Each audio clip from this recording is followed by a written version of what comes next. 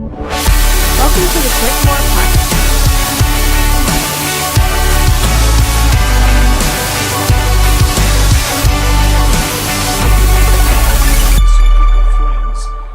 Gregory, the theologian, said, "What is the best thing in life?" And his response to it was friends. And I really do believe that the best thing in life are friends. It could be family, it could be neighbors, it could be any number of people, but you need friends, people that choose to trust and love and lean on one another, frankly. And so one of the thoughts that has come to me as I do this second in this series is that I know there's lots of you sitting at home thinking, well, but I'm just a private person. I kind of like my own space, and I really don't make friends easily, and I really don't know what to do. And so I thought I'd talk today about what are 3 things that you could do if you're an introvert, or think you are, that might open up some room in your life to create space, if you will, for friendships. Or how might you nudge yourself just a little bit? And so I'm going to talk to you about those 3 things.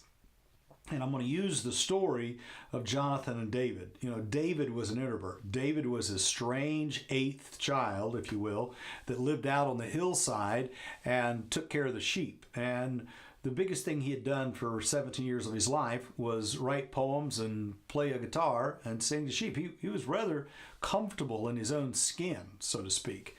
And, you know, that moment in history when Israel is facing Goliath brings David out of the pasture and into the shine, if you will, of public notoriety. And so here's David, who really doesn't have very many skills about being friends, and he's kind of shoved into this because he's going to take down Goliath. And I want you to notice, if you look at the scriptures, you'll notice the friendship that develops between Jonathan, the son of King Saul, and David, the shepherd boy.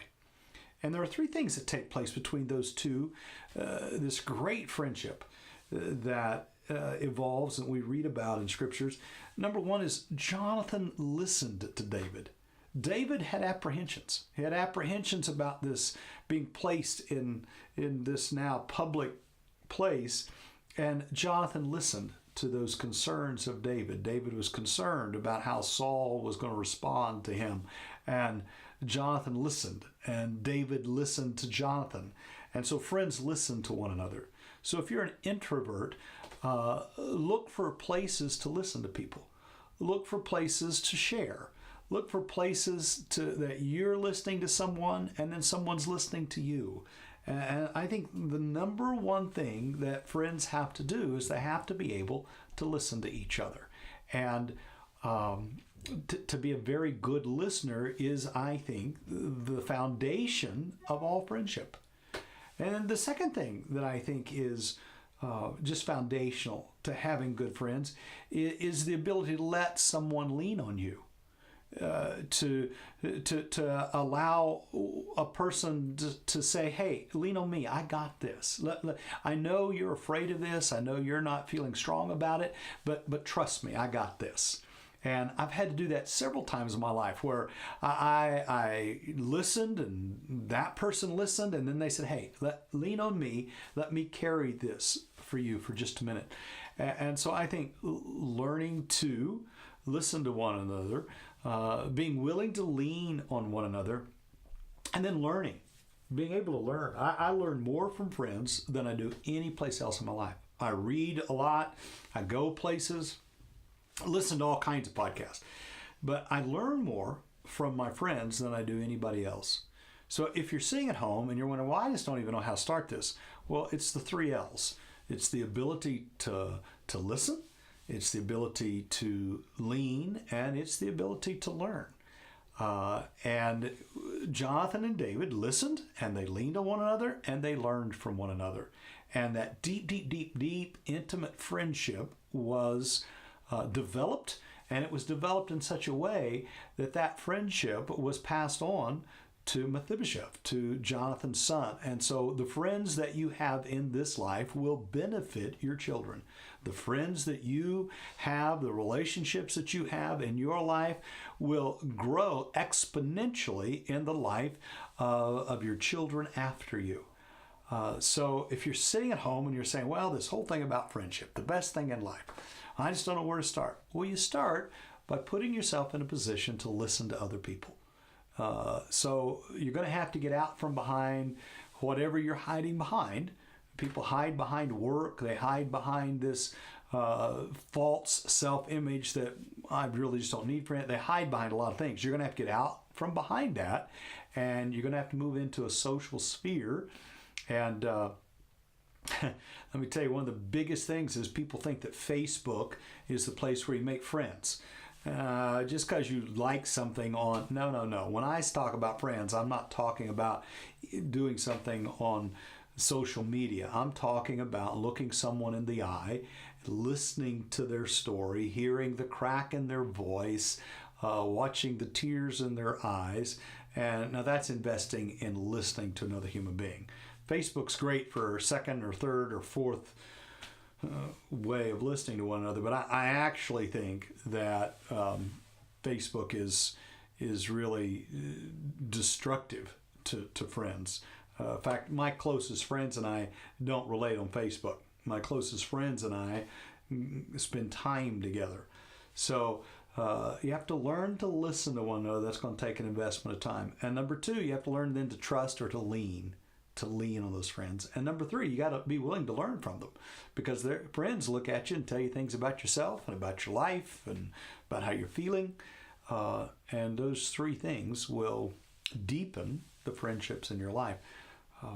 When I was about 15 years old, I was very shy. I wasn't very engaged. I lived way out in the country, so I wasn't raised with bicycles driving up and down the local neighborhood. I was raised a long way from town, and my social skills weren't very good.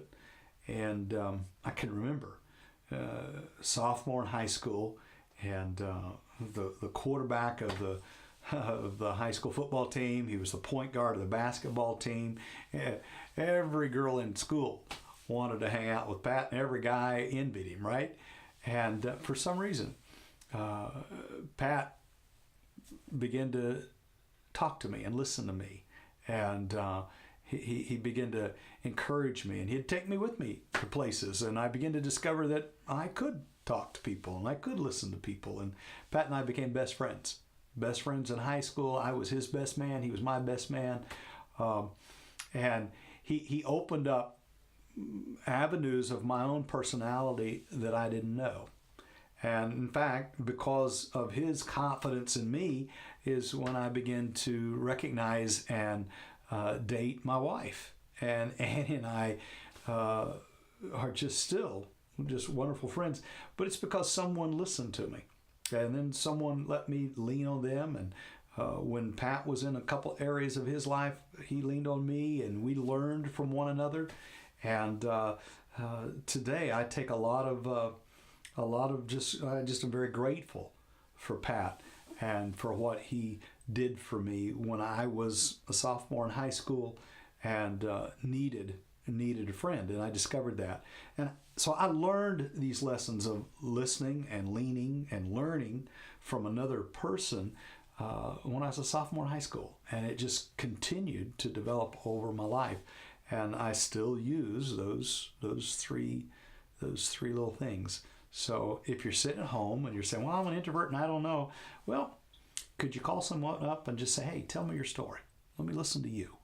And I promise you, if you do enough listening, you'll find someone that you can lean on, and you'll be able to let someone lean on you, and you'll be able to learn lessons about yourself and about life that you never knew before. Real poverty is not having a friend. People who have friends will never, ever be poor. Most of the time, when God wants to bless us, he does it through a relationship that we have. And they're the avenues that God brings blessing into our lives. So you need to have some of those avenues if you think God's going to bless you.